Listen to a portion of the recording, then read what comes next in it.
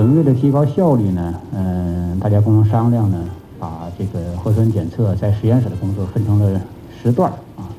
就是说每个班次呢有10组人在这工作，包括现场组、物料组、数据分析组啊，还有舱内的拆包、取样、提取、扩增啊、分析等几个组，实行呢流水线式作业啊，每个班次呢只负责其中一项工作啊，这样效率很高。但的确呢，对我们支援队员的身体和心理的挑战呢也很大。这次支援行动也让我们再次深刻地感受到，不论在任何时候，